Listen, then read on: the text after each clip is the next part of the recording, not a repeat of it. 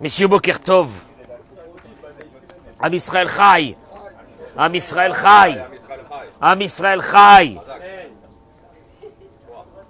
Bezrat Hashem. Alors, vous êtes là ce matin. J'ai écouté hier Shmuel. C'est une introduction pour ce cours de ce matin, en attendant que nos amis se connectent et qui partagent ce cours. Un russe qui parlait en russe. Il y avait un sous-titrage en français, donc j'ai pu comprendre. Et ce russe disait, Monsieur Poutine, je ne comprends pas. En Russie, il y a 130 millions d'habitants. Il a essayé d'avoir 300 000 volontaires pour aller faire sa guerre en Ukraine. Il n'a pas réussi. Il est parti louer les Wagner, là, les sauvages, les barbares. En Israël, il y a 9 millions d'habitants. En moins de 6 heures, il y a eu 300 000 qui sont partis. Je ne comprends pas. Il dit, je ne comprends pas. Qu'est-ce qui se passe dans ce pays? Vous entendez ce que je suis en train de dire? Maintenant, moi, je voudrais vous dire une chose extraordinaire, fabuleuse, pour tous les sceptiques sur la suite de notre pays. Je voudrais vous dire, nous sommes ici dans ce coin-là, d'Ora Géoula, un point, derrière nous, il y a un petit village de vacances. Il y a une centaine de familles qui sont là, un peu plus. On fait partie des dizaines de points où il y a des familles qui ont quitté le sud et le nord pour venir ici pour retrouver simplement un peu de vie. Parce que là-bas, ils sont pilonnés du matin jusqu'au soir. Il y a des milliers de volontaires, des milliers par milliers de volontaires dans la journée qui traversent ce chemin pour apporter victuailles, vivres, habits, jouer, manger. Ça n'arrête pas depuis 10 jours. Il y a encore des dizaines de points comme ça dans ce pays. Mais où vous allez trouver dans le monde une mobilisation pareille? Je vous demande où vous allez trouver. Ceux qui n'ont pas compris ça, ils ne savent pas ce que c'est le peuple d'Israël. Ceux qui ont déjà parié sur notre fin, je vous annonce que vous allez perdre ce pari. Parce que nous avons une chose énorme que personne n'a dans le monde. Moi, j'aurais bien voulu voir que des soldats français s'enrôlent pour partir au front et qu'il y a des millions de Français qui vont aller déverser sur eux des millions de tonnes de casques, de gilets pare-balles, d'habits, je sais même plus. Ils en peuvent plus. Les soldats, ils ont dit arrêtez, laissez-nous tranquilles, on n'en peut plus. C'est trop, combien vous allez nous donner? C'est de l'amour. C'est de l'amour. C'est quoi ce peuple-là? Celui qui n'a pas compris ça, celui qui a compris ça comprendra. Qu'est-ce qui a fait notre éternité? Il y a seul celui qui ne comprend pas ce fonctionnement peut dire que, apparemment, on va vers la fin. Mais celui qui a compris cette Messirut Nefesh, ce don de soi, sait que cette force-là existe dans un seul pays dans le monde. C'est en Israël. Alors, je voudrais introduire une idée parce qu'elle est extraordinaire. Bracha ve'atzlacha, mettez-moi les noms des malades, des personnes. Bien sûr que ce cours de Torah, il est évident qu'il est dédié pour nos chayalim, nos enfants qu'on adore, qui sont partis défendre notre pays. Nos réservistes, écoutez-moi bien, c'est une chose extraordinaire, il y a plus d'hommes en ville. Je regarde, il n'y a plus d'hommes. Ils sont tous partis. Des centaines, des milliers de commerces fermés. Ils sont tous partis. Koach du Ham Israël, cette force On leur dédie ce cours de Torah. On dédie ce cours de Torah.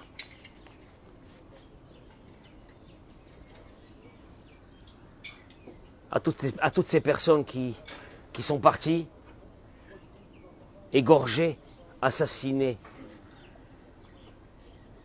Je vais intervenir cet après-midi sur un sujet qui est très très grave chez nous aujourd'hui. J'interviendrai une autre fois dans la journée. Que j'aurais pas voulu qu'on perde le visage humain. Parce que le juif n'a pas le droit de perdre le visage humain. J'interviendrai, je ne vais pas rentrer dans ça maintenant. Celui qui me suit verra ça dans la journée Bezrat Hashem. En souhaitant que ces paroles de Torah fassent que nos prisonniers, on appelle ça des prisonniers, c'est pas des prisonniers, ils ont été kidnappés par des nazis. Je dis même plus le mot islamiste ou quoi, c'est des nazis. C'est le terme exact des nazis, des civils, puissent retourner chez eux, Bezrat Hashem, Amen, Keni Ratson. La Torah nous raconte dans la paracha de cette semaine l'histoire de Noach. Vous allez voir qu'à travers ça, je voudrais dire quelque chose d'extraordinaire. Au moment où c'est que Dieu demande à Noach de préparer cette teva, cette arche, dans lequel le reste de l'humanité va être sauvé, pour qu'après ce déluge recommence une nouvelle vie, il lui dit, Veata et toi, écoutez bien les mots, Kach lecha, prends, lecha, alors il a traduit ici en français, prends pour toi, Mikol ma'achal, de toute nourriture, Asher yachel qui se mange, Veasavta elecha, et tu la rassembleras vers toi, et ce sera pour toi et pour eux pour manger. En deux mots, Eric, qu'est-ce qu'il est en train de demander Dieu? À Noach, ramasse de la nourriture qui servira pendant une année dans cette arche. Sauf que le Kliakar, un des grands commentateurs de la Torah, ramène la chose suivante. Parce que c'est marqué Karlecha. Prends de... Hein? Non, prends pour toi. Non mais... je m'excuse. Quand je te dis de prendre, c'est pour qui? Ben c'est pour toi. Prends de la nourriture qui te servira pour manger. Hein? Non mais il va rentrer dans la teva. Il va rentrer dans la teva. Avec les animaux. Si je te dis prends de la nourriture, c'est pour qui? C'est pour toi. Donc le Kliakar dit le mot lecha, prends pour toi, le mot toi est en plus. Et donc le Kliakar, il va prendre ce mot de lecha, il va le changer. Prends de toi. Qu'est-ce que ça veut dire prends de toi? Le Kliakar, il dit, on retrouve ce mot dans les 4 espèces. Ulkartem lachem. Prenez de vous. Traduction des mots, c'est que le loulav et le hétrog, on le sait, doivent nous appartenir. Prends de toi. Qu'est-ce que ça veut dire prends de toi? Il dit le Kliakar, Shelo yomar Noach belibo, que Noach ne dit pas dans sa tête et dans son cœur, Henayom omachar yamutu kulam, vu que l'humanité entière va quoi? Elle va quoi? Elle va disparaître. La malouikar michelahem. Ben, de toute façon, on va disparaître. Non, c'est une voiture qui est là-bas. On va disparaître. Tu entends, Gérard? Vu que tout le monde va disparaître, j'ai le droit de prendre de la nourriture qui appartient aux autres. Non, Dieu lui dit, Karlecha, prends de toi. Tu dois prendre que ce qui t'appartient. Dieu, je t'en supplie, explique-moi. Vu que l'humanité va disparaître, et que donc toute la nourriture qu'il y a dans ce monde-là, quoi? Toute la nourriture qu'il y a dans ce monde-là, quoi? Hein? Va disparaître. Si elle va disparaître, autant quoi? Autant, c'est Baltachrit. Autant se servir. Dieu lui dit, Noach, écoute-moi bien ce que je te dis. Ça c'est les mots du Kliakar. Tu prendras de ta fortune, tu fais sortir ton argent de la banque et tu vas acheter avec ça du manger pour nourrir les animaux. Mais tu ne prendras pas de ce qui ne t'appartient pas. Il y a un vrai problème ici. Il vient Raphaïm Shmulevitz et il dit une chose. Il dit Vezedorchak lachshosh sheismoch noach al horaat eter ze litol mishel acherim. Il dit, je comprends pas. Est-ce que Dieu a besoin de l'avertir de ne pas prendre des aliments qui ne lui appartiennent pas? Pourquoi? Est-ce que Noach est un voleur? Surtout que Noach arrive à une conclusion ici. Laquelle?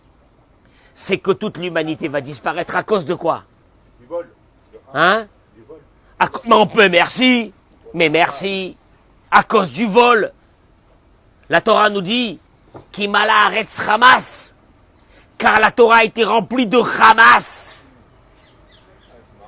Dans la Torah, Hamas, c'est le désordre, le vol.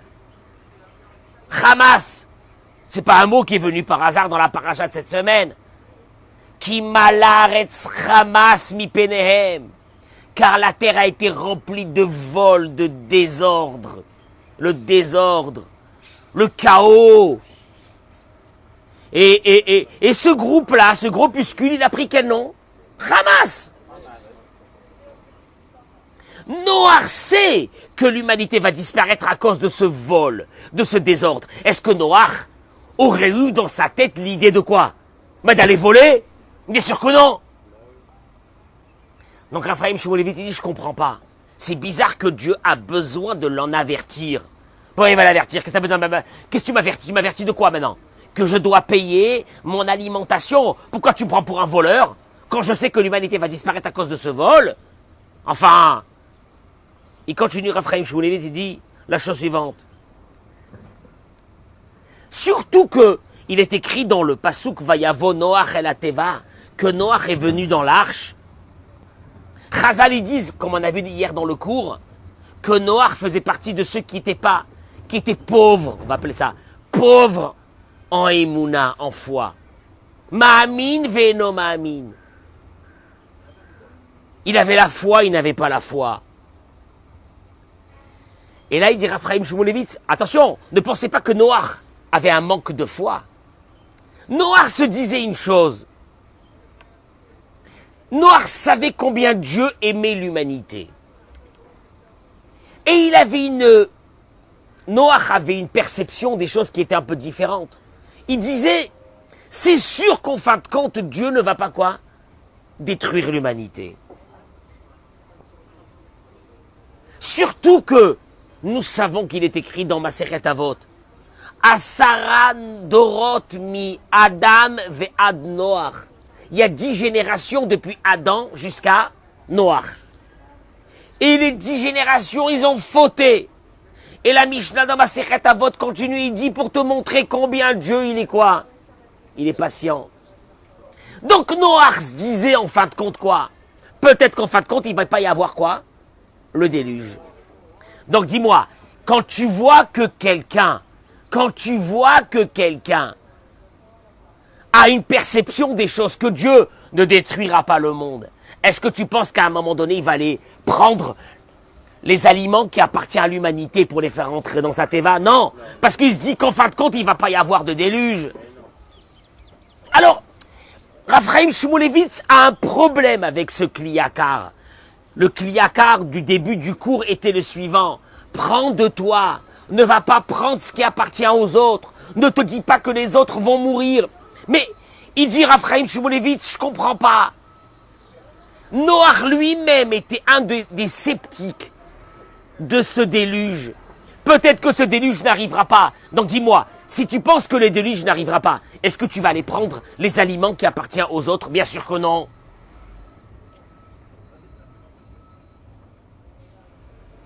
Pour introduire une idée qui est l'idée, je pense, centrale de ce qui se passe aujourd'hui en Israël, la Gemara dans Masechet Shabbat ramène une histoire. Maaseh benochi echad. La Gemara dit, nous racontons l'histoire d'un non-juif qui est venu devant Shamaï. Vous connaissez Shamaï? J'attends que le camion y passe.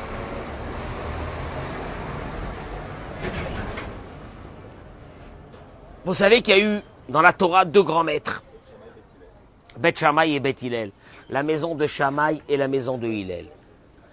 Un goy, un non-juif est venu chez Shammai. Il lui a dit à Shammai, Gaïreni, Gemara dans Masechet Shabbat Daf Lamed Aleph, Gaïreni almenat shetelamdeni kol haTorah kula kshani omed al regel echad.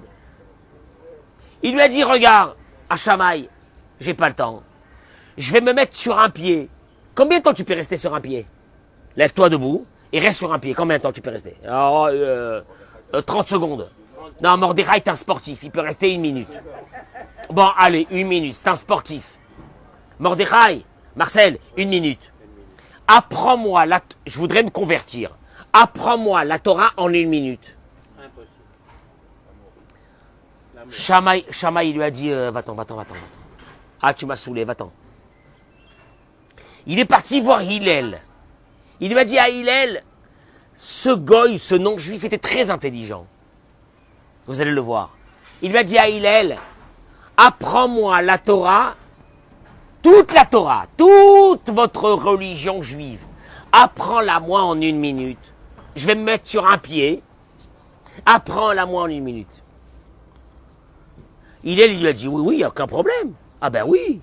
Ah si. Un Marley, il lui a dit, De'alarsani le havrach al ta'avid. Une chose que toi tu es, que tu supportes pas, ne la fais pas à ton prochain. Zoi kol haTorah kula. C'est toute la Torah. Ve'idach pirushahu zilgmor. Et tout le reste, c'est qu'une interprétation de la Torah. Traduction des mots. Hillel, il lui a dit, Ve'ahavta le'ra'acha kamocha. Ce que toi, tu n'aimes pas qu'on te fasse à toi, ne le fais pas aux autres. Dis-moi, Gérard, tu voudrais qu'on parle sur toi? Non. Au moment où on vient te demander, dis-moi, Gérard, qu'est-ce qui s'est passé avec ce... Gérard, qu'est-ce qui s'est passé avec l'autre là? Et toi, tu as une information capitale pour dire un lachon hara de folie.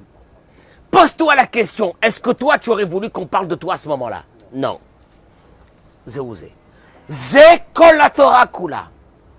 Au fait, il dit Rav Chaim Shmulevitz que ce goy, ce non-juif, a dit, vous avez une Bible, une Torah, elle a une racine. Donne-moi la racine de cette Torah. Ne vole pas, ne tue pas, ne fais pas ça, ne fais pas ça, ne fais pas ça, ne fais pas ça. Ok, ça c'est la Torah. Mais cette Torah, elle a bien une racine. Donne-moi la synthèse. L'ADN de votre Bible. Donnez-moi l'ADN de votre Bible pour que je me convertisse. Il lui a répondu l'ADN de la Bible, un mot. Ce que toi tu ne veux pas qu'on te fasse à toi, ne fais pas aux autres. Et ce que, moi je peux rajouter, est-ce que tu veux que toi on te fasse à toi? Bah fais aux autres. Et là il ramène Rav Chaim Shmulevitz que la Gemara dans Masechet Derech Eretz, elle ramène Im chafetz ata lidabek be'ahavat chavecha. Comment est-ce que tu peux aimer l'autre? Le Talmud se pose une question, Marcel. Oui. Comment est-ce que tu peux aimer l'autre? Heve nose venoten betovato. La Gemara dit, va vérifier ce qu'il a besoin. Tout ce qu'il a besoin, va le... Tu veux aimer l'autre, va t'inquiéter sur ce qu'il a besoin.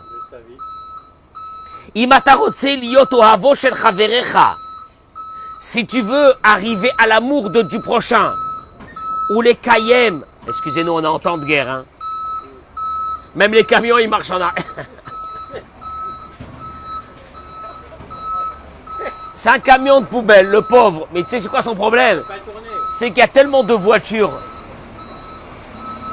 de réfugiés, on les appelle des réfugiés, qui sont là, qui ne peut même pas faire un marche avant. Il est obligé de faire marche arrière.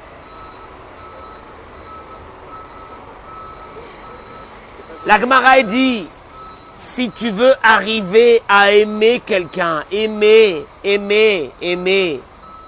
quelqu'un,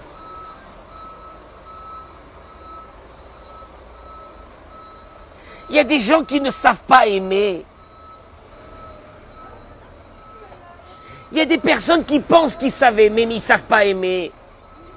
Tu sais c'est quoi aimer quelqu'un? Aimer quelqu'un, c'est sans condition.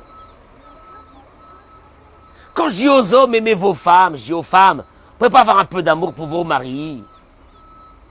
C'est quoi ce monde de barbares qu'on vit là aujourd'hui? Hein? Et je vais l'aimer, quoi je vais l'aimer, monsieur le rabbin, je ne peux pas l'aimer. Vous avez vu comment il est, vous le connaissez, il prie chez vous. Mais non, c'est pas ça, Gérard. Moi je dis à ces femmes-là, mais moi je l'aime, votre mari. Ah ben, je sais pas comment vous faites pour l'aimer. Ben vous le connaissez pas. Or la Torah elle te dit, il y a une indication pour aimer quelqu'un. Evenose venoten betovato. Tu dois trouver ce que la personne en face de toi a besoin et tu lui donnes. Et au moment où tu vas lui donner, tu vas commencer à sentir quelque chose que tu n'as jamais senti de ta vie. Qui s'appelle quoi? Aimer. Aimer. Va chanter aimer jusqu'à demain. Aimer. Aimer. Tu veux aimer, la Torah elle te dit tu veux aimer. Evenosen betovato shel chavero. Va voir ce que l'autre a besoin de toi. Tu vois, c'est ce qui se passe ici. Mais depuis 10 jours, les gens, ils sont là avec les téléphones, la folie. Qu'est-ce qu'ils ont besoin, les soldats? Mais qu'est-ce qu'ils ont besoin, les réfugiés? Mais qu'est-ce qu'ils ont besoin? Les réseaux sont explosés. Qu'est-ce qu'ils ont besoin? Et nous, qu'est-ce qu'on fait? On va essayer de pourvoir à ces besoins. Tu sais ce qui se passe? T'as pas remarqué, on a commencé à les aimer. Ils viennent tous les matins à la prière. Il y a 50 personnes en plus chez nous tous les matins. On les aime. Hier, j'ai accompagné un qui était avec un gros carton. Tu dis où tu vas? Il me dit, je rentre à Ofakim. Je dis, qu'est-ce que tu vas faire à Ofakim? Il m'a dit, non, t'inquiète pas, Kvod Arav. J'ai laissé ma famille ici. On dort tous dans une chambre. On est 5 personnes depuis déjà 10 jours. Mais je vais travailler. J'avais mal au cœur. Jusqu'à Ofakim, depuis Netanya Ofakim. Combien? 100 kilomètres? Au moins. Il va travailler, le pauvre, la Parnassa. Il revient le soir dormir ici. Mais il m'a dit, au moins, on est tranquille là. C'est qu'on n'a pas peur de recevoir une bombe sur la tête pendant qu'on dort. Va dire ça à un Parisien là. Va lui dire ça à un Parisien, un Marseillais. Va lui dire ça. Qui peut recevoir une bombe sur sa tête, sur celle de sa femme et de ses enfants pendant qu'il dort, avant de parler sur nous. Va leur dire ça à eux. Alors là, tu t'attaches à ces gens-là. Tu sais pourquoi on s'est attaché? Parce que parce qu'on essaye de savoir ce qu'ils ont besoin. C'est tout. Et là, il dit le Raphaël Shmulevitz, la chose suivante. Il ramène les paroles du Ochot Sadikim, l'un des plus grands maîtres. Regardez, vous êtes avec moi là maintenant en train d'écouter ces paroles de Torah. Au moment où c'est qu'on écoute ces paroles de Torah protègent nos soldats. Amen. On est en train d'étudier la Torah, qu'est-ce qu'on fait? Il dit le Chot Sadikim, qui a derech li'asot ohavo shel chavero. La seule façon de devenir l'ami de quelqu'un, d'aimer quelqu'un. Je répète. On a une carence. On ne sait pas aimer. On pense qu'on aime. Mais on ne sait pas aimer, c'est pas vrai. Le Chot Sadikim, il dit, un des grands maîtres de la Torah, pour aimer quelqu'un, il faut que toi, tu donnes où ton corps, tu mets ton corps dans cet amour, ou ton argent dans cet amour. Traduction des mots, il dit, Raphaël Shmulevitz, le monde pense, chez Adam et Tiv, les Mishéoev, le monde pense qu'on fait du bien à celui qu'on aime. Or, la Torah est venue t'annoncer qu'à celui que tu donnes, tu aimeras. Vous n'avez même pas entendu ce que je viens de dire. Nous, on pense que pour donner, il faut aimer. Et la Torah te dit que pour aimer, il faut donner. Ah bon? Non! Mais non, Sam! Je donne à qui j'aime. La Torah te dit, mais tu aimeras jamais. Parce que pour aimer, il faut donner. Ah ben donner. Alors tu donnes à quelqu'un que tu connais même pas. Et puis un bon matin, tu commences à t'attacher à lui. Tu sais pas pourquoi.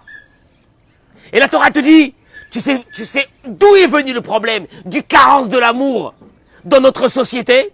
Parce que nous, on croit qu'on aime. Non, la Torah te dit, pour aimer, il faut donner son corps, il faut donner sa force, il faut de la sueur vis-à-vis de l'autre, et là tu vas commencer à l'aimer. Et je termine avec une chose. Dieu il dit à Noach, Noach, tu vas voir une année horrible dans cette arche. Tu devras t'occuper de millions d'animaux. Noach, après une semaine, tu vas dire, je démissionne. Tu as vu, c'est dur, hein? C'est dur ce qu'on est en train de faire là depuis déjà 10 jours. C'est dur, hein? Ça va durer encore pendant 2 ou 3 mois. On verra dans 3 mois qui c'est qui sera encore au taquet. Qui c'est qui sera au taquet dans 3 mois? Dieu il dit à Noach, Noach, ça va durer 1 an. Je suis pas sûr que tu vas tenir 1 an de t'occuper de ces animaux. Le Midrash y ramène. Il y avait des animaux qui mangeaient à 2 heures du matin. Il y avait des animaux qui mangeaient à 6 heures du matin.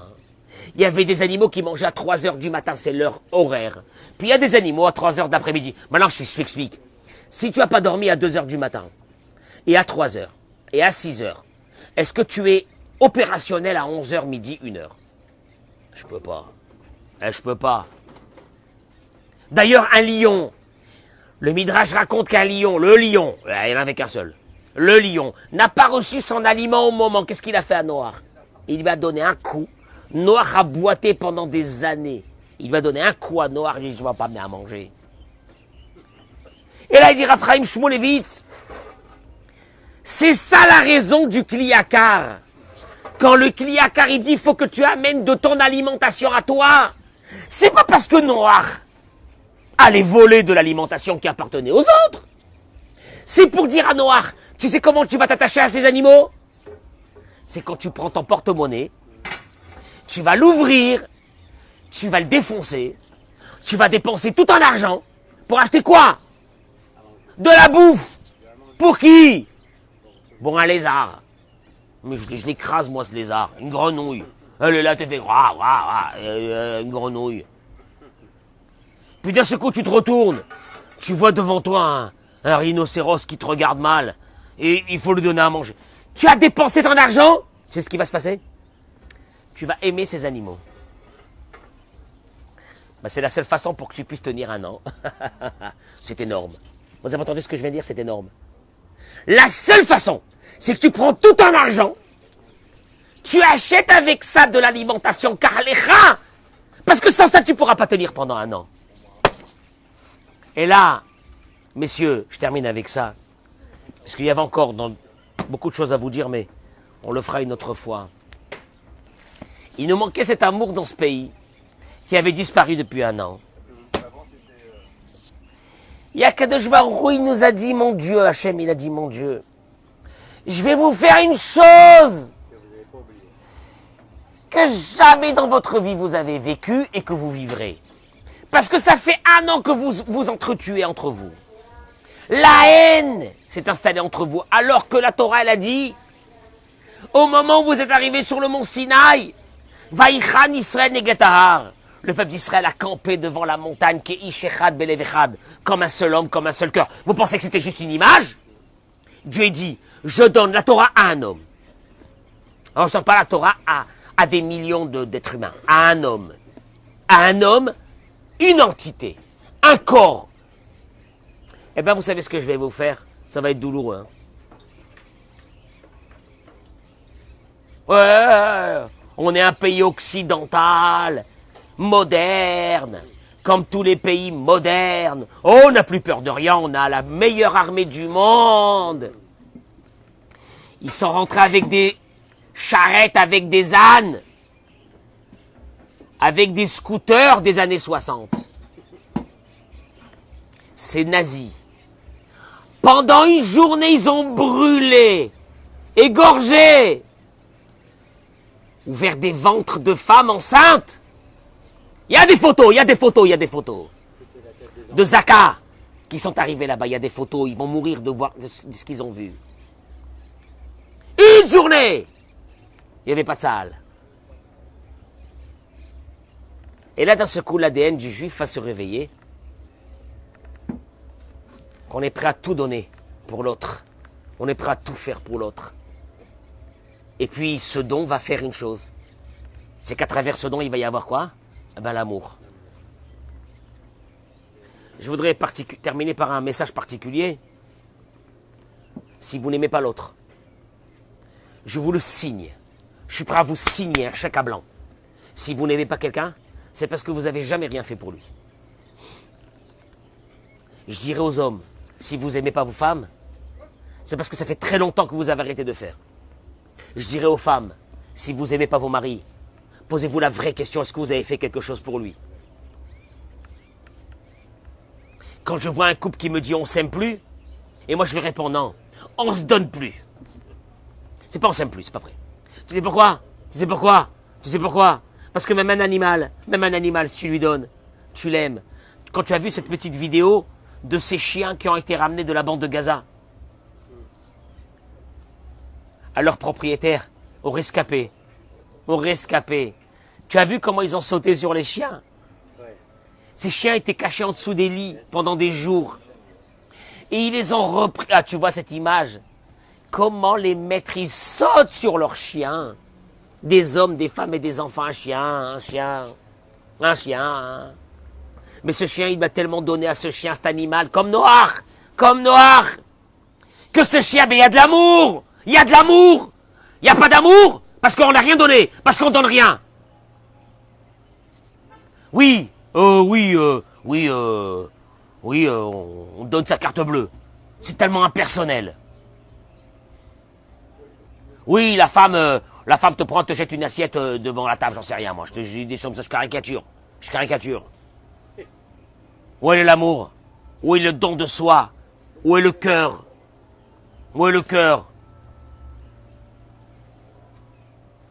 Je rappelle, il y a beaucoup d'hommes et de femmes qui nous suivent. Ils pensent qu'ils aiment, ils savent aimer. C'est faux. Aimer, c'est pas sur une journée. Aimer, c'est pas sur un soir. Aimer, c'est sur des années. Hachem, il a dit à Noir, ça va durer 1 an, ce massacre. Jour et nuit, tu vas pas dormir. Le Midrash, il dit que Noir vomissait du sang. C'est les mots du Midrash. Tu te rappelles, Eric, on a vu ça? Il vomit. Tellement qu'il travaillait et qu'il ne dormait pas. Il a donné sa santé, le type. Mais pour arriver à ça, il fallait une chose. Cette Messirut Nefesh, ce don de soi, de se donner, de donner son argent, de donner son corps, de donner sa vie. Ah ben, à un moment donné, il s'est attaché à ces animaux. Et c'est grâce à ça que nous avons ces animaux aujourd'hui. Parce que s'il avait arrêté au milieu, il serait mort, le 3/4 serait mort dans l'arche, et puis... Bah, on serait sorti avec 2 crocodiles, parce qu'il nous faut pour Lacoste, 2 crocodiles, 2 crocodiles, 3 rhinocéros, et puis ça y est, le monde aurait été fait de ça. Tu te rends compte? Kalecha, il lui a dit, Dieu prend de toi, il faut que tu prends ton âme, il faut que tu prends ta vie, il faut que tu la donnes. C'est ce qu'on est en train de vivre dans ce pays aujourd'hui.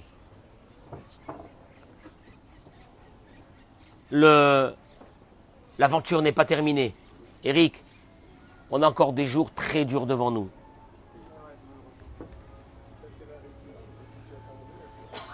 Parce que nous n'avons pas de solution. Le nazisme, Daesh, on n'a pas de solution, il n'y aura pas de cessez-le-feu. Ne vous inquiétez pas. On ne peut pas vivre à côté de Daesh. Moi, j'aurais bien voulu qu'en Seine-et-Marne ou en Seine-Saint-Denis, il y a du Daesh qui tue tous les jours et qui égorge. Bon, enfin, on le voit, on voit ce qui se passe en France et en Belgique. Non, c'est un loup solitaire. un malade. Le nazisme et Daesh égorgera l'humanité. Si on lui donne la possibilité, il le fera. Vous inquiétez pas pour ça. Ouais, c'est un cas isolé. Et combien de cas isolés? Il y a eu déjà plusieurs centaines de morts en France depuis quelques années. Mais c'était que des cas isolés, hein. À Nice, au Bataclan, etc. C'est des cas isolés, hein. C'est des cas isolés.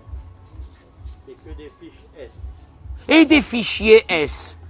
Tu vas dire, mais non, c'est pas ça, on explique. On explique que c'est normal qu'ils égorgent. C'est des fichiers S. Des barbares, des sauvages. Comme par hasard, c'est pas des Suédois, hein. C'est pas des Suédois. C'est pas des Suédois. C'est des islamistes, tous, à 100%. Qui veut dire des nazis. Des barbares. Les barbares du monde moderne. Comme il y avait les barbares au Moyen-Âge. Les barbares du monde moderne. Vous inquiétez pas, on va les nettoyer. Ça prendra du temps. Mais on a une chose qu'on a gagnée. On a une chose qu'on a gagnée. Laquelle? Ah ben, c'est qu'on commence à aimer les autres. Ça ramène l'entité du peuple d'Israël. Alors là, on va devenir très fort. Très fort. C'est pas les Américains qui vont nous sauver, vous inquiétez pas. On va devenir très fort. Regardez les messages de la Torah dans cette paracha qui malaretz Hamas, car la terre s'est remplie de Hamas. Hamas, c'est marqué dans la Bible, hein. Ah, c'est pas aujourd'hui, hein. Va chercher une Bible qui a 2000 ans, tu vas trouver le mot Hamas. Non, cette poubelle, on va la terminer, si Dieu veut. Vous inquiétez pas, cette poubelle de l'humanité, on va la terminer. Vous inquiétez pas, la lumière est toujours venue du peuple d'Israël. Nous, on va la terminer, et peut-être que l'Occident se réveillera, elle aussi, pour terminer sa poubelle qui se trouve chez eux, Be'ezrat Hashem. Mais nous, on va cultiver une chose extraordinaire, c'est l'amour de l'autre. On va continuer. Et Baruch Hashem, et tu sais quoi? Des voisins. J'habite dans un bâtiment de 20 étages, hein, c'est ça? 21. Avec, quand tu rentres, il y a un lobby. Il y a un gardien. Parce que nous, on n'est pas comme les... Nous, on est plus moderne que tout le monde. Salle de sport, salle de jacuzzi, piscine, machin, ce que tu veux. Mais j'avais des voisins que jamais ils m'ont parlé. Ils m'ont jamais parlé. Pourquoi ils m'ont pas parlé? Je sais pas, parce que je suis barbu. Je suis barbu. Ils m'ont jamais parlé. Et là, shalom. Manishma. Majlamra. Je kiffe, j'adore. Je les aime, c'est mes frères. Je les aime. Manishma, Mashlamra. Aïe. Dommage que ça nous a coûté. Dommage que ça nous a coûté tout ça. Ah, mais c'est ça notre peuple. Notre peuple à nous, c'est ça. C'est ça notre peuple. C'est ça. Ça fait 3500 ans. Les gens, le monde n'a pas compris que pourquoi on est encore là. Parce que c'est ça. Venez voir ce qui se passe dans ce pays. C'est la folie. Il y a une dame qui est passée, là maintenant, il y a un quart d'heure, avec des sacs, mais des sacs. Elle est partie à Maxstock. Elle a acheté des jouets. Elle arrivait même pas à marcher. Mais où tu vas trouver ça? Où tu vas trouver ça dans le monde? Où tu vas trouver ça dans le monde? Et ça n'arrête pas, hein. Ça fait 11 jours. Ça n'arrête pas. Am Israël Chai. Le peuple d'Israël va donner la lumière au monde entier. Vous inquiétez pas, vous allez le voir. On n'est qu'au début. On n'est qu'au début de la fin de l'obscurantisme. Vous allez le voir. Mais on s'arrêtera pas. Vous inquiétez pas, on s'arrêtera pas. On éradiquera le nazisme de ce monde. Le nazisme, parce que c'est pas la définition du nazisme, allez la chercher sur Wikipédia, vous allez voir que c'est exactement ce qui est en train de se passer ici. Be'ezrat Hashem. Et on a peur de personne, on a peur que de Dieu, et Dieu s'occupe de nous, Be'ezrat Hashem. Alors, en vous souhaitant une très bonne journée, Be'ezrat Hashem, bracha ve'atzlacha, amen ken yiratzon. Vous pouvez partager ce cours, s'il vous plaît, merci beaucoup. Et tous les islamistes qui se connectent pour mettre des bêtises sur les groupes, je vous rassure que on continuera, ne vous inquiétez pas. On n'a peur de personne.